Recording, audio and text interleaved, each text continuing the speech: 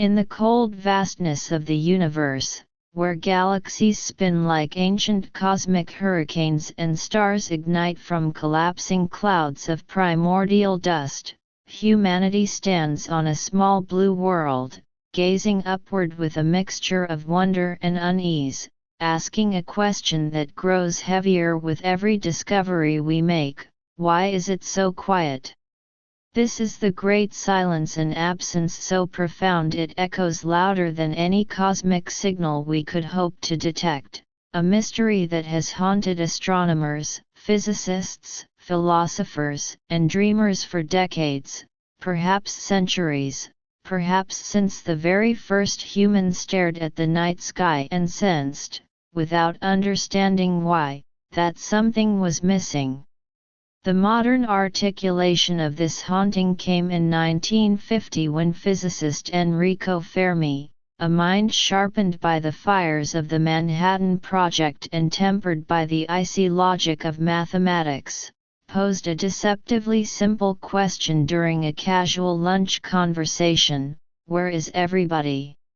That question crystallized into what we now call the Fermi Paradox, a confrontation between probability and reality so unsettling that it reshapes our understanding of life's place in the cosmos.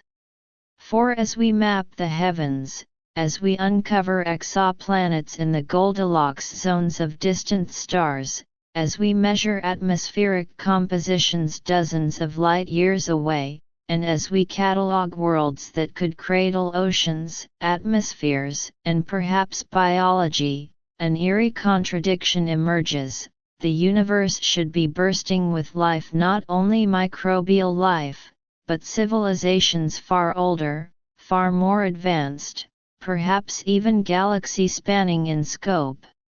And yet, the night sky remains silent. No signals. No probes. No artifacts drifting through our solar system. Only a faint cosmic microwave background whispering from the birth of time itself. And so this documentary begins not with certainty, but with a wound in our understanding, a silence that demands explanation, a riddle drenched in the cold light of distant suns. Look up at the night sky. Trillions of stars, billions of galaxies, so why aren't we sharing this cosmic neighborhood? This question is not merely scientific, it is existential. It forces us to re-examine humanity's assumptions about intelligence, technology, survival, and destiny. Are we alone because life is impossibly rare? Or because intelligent life destroys itself before spreading to the stars? Or worse, because something silences civilizations before they can speak? Tonight, we step into the shadows of possibility, the crossroads of fear and curiosity, to investigate the narratives woven into the great silence. This is not conjecture dressed as entertainment. It is a genuine scientific confrontation with the unknown, blending astrophysics with anthropology, evolutionary theory with existential dread. And in unraveling this story, we confront not merely the cosmos but ourselves. To understand why the great silence is so disturbing, we must first recognize that the universe, by every metric we can measure, should be alive with civilizations. The Drake equation, even when fed conservative parameters, suggests a galaxy teeming with intelligent species. The discovery of exoplanets has transformed our estimates from speculation to statistical certainty. Planets are everywhere, and many are Earth-like in size, composition, and orbit. The building blocks of life, carbon, hydrogen, oxygen, nitrogen, are not rare substances but cosmic commoners, forged in the hearts of stars and scattered across the Milky Way in vast molecular clouds. Water, once thought to be precious, has been found on moons, comets, exoplanets, and in interstellar space. Prebiotic molecules float between the stars, ancient chemical seeds waiting for the right environment to take root. With each new mission Kepler, TESS, JWST we uncover more worlds that could mirror our own early Earth, each a potential cradle for life. And Earth itself tells a compelling story. Life did not emerge after billions of years, hesitating in the cosmic shadows. It appeared almost immediately after the planet cooled, suggesting that biology, once the conditions are right, may ignite rapidly. Evolution, driven by competition, adaptation, and chance, produces intelligence not as a fluke but as a survival strategy. From the problem-solving crows to the complex communication of dolphins, intelligence threads through Earth's biosphere like a rising tide. If this pattern holds elsewhere, then technological civilizations should not be cosmic anomalies, they should be inevitable. Yet this expectation crashes against the unyielding wall of silence. No radio beacons stretching across star systems. No artificial megastructures dimming starlight. No probes lurking in the asteroid belt or trailing Earth's orbit.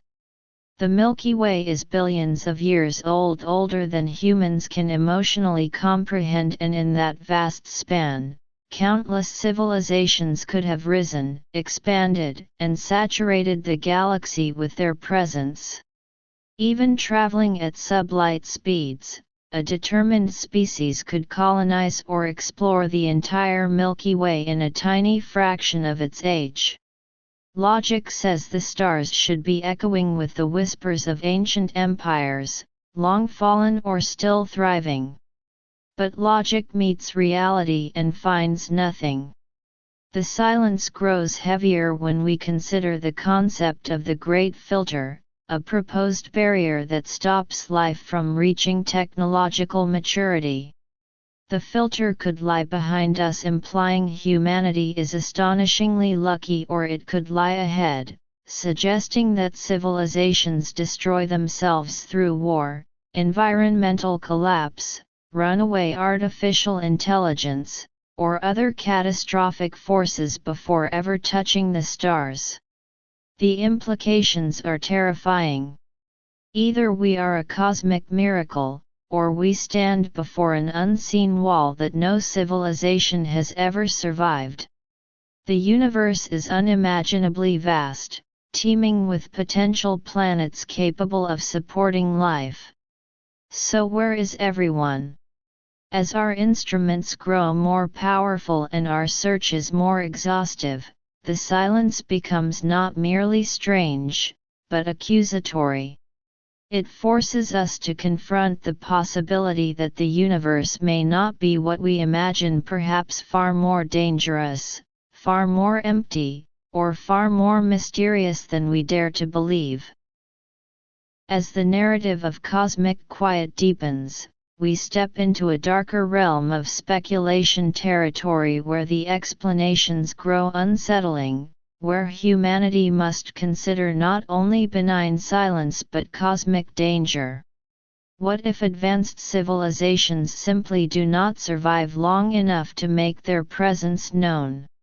On Earth, the same intelligence that fuels innovation also grants the power to annihilate ourselves through nuclear war, engineered pathogens, or ecological collapse.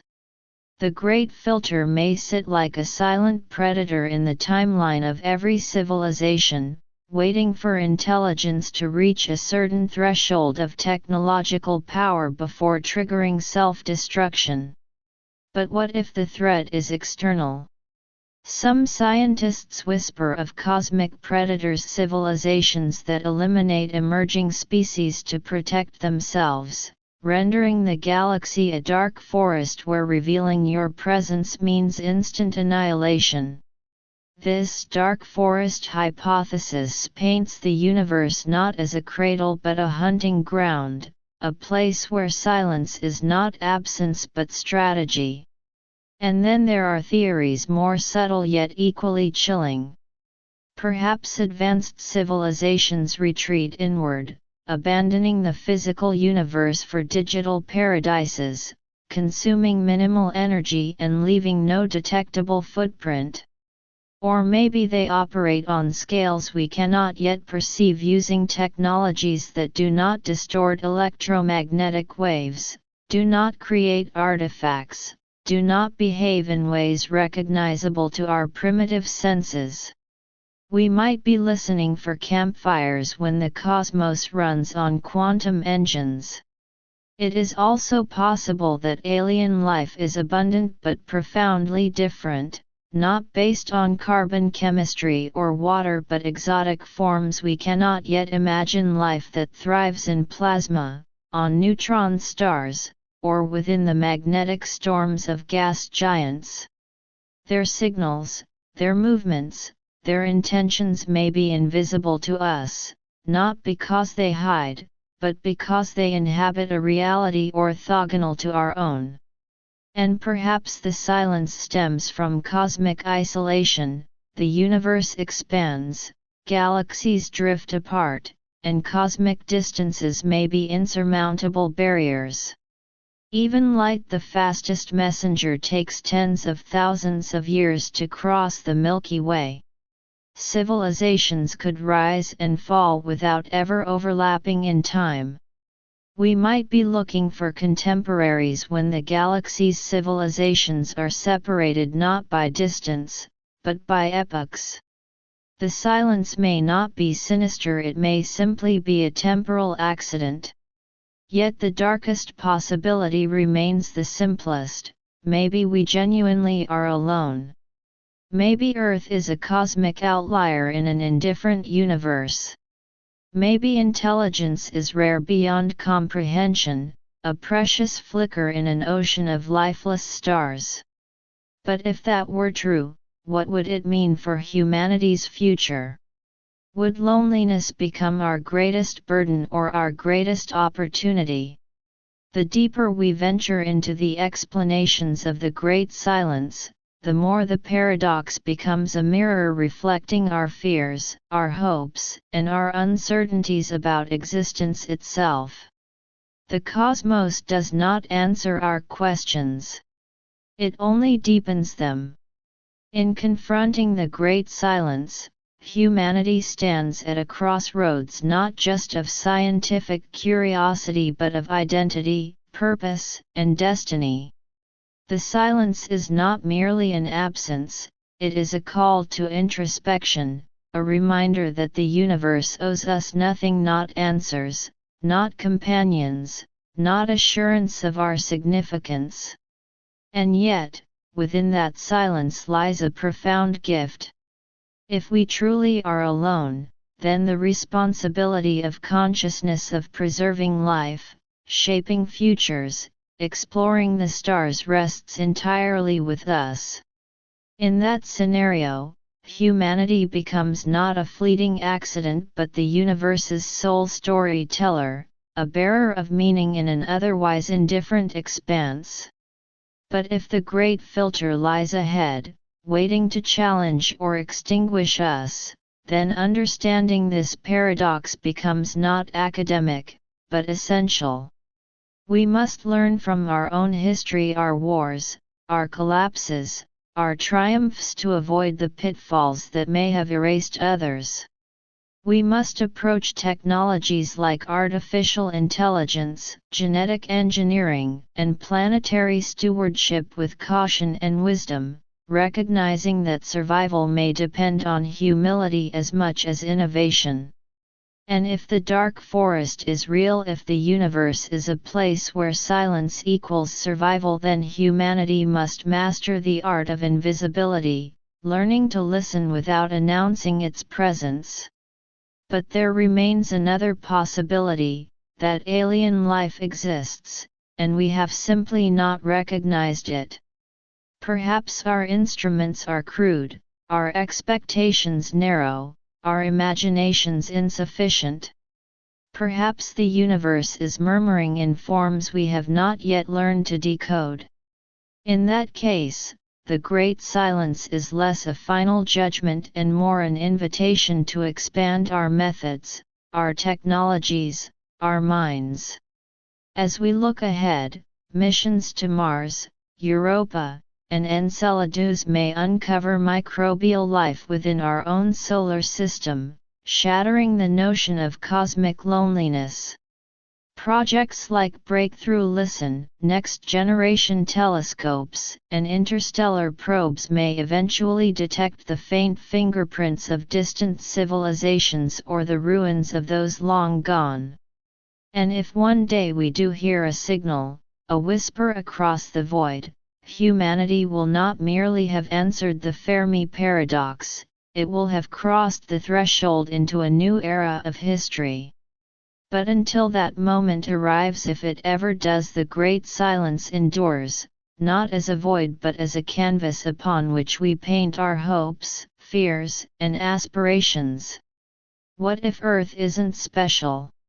What if countless civilizations have risen and fallen without a trace? What if the Great Silence isn't about what we haven't found, but about what we might find or what we're missing?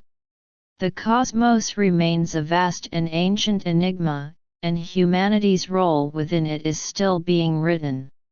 As we continue to search, to question, to dream, one truth becomes undeniable: the Great Silence is not the end of the story.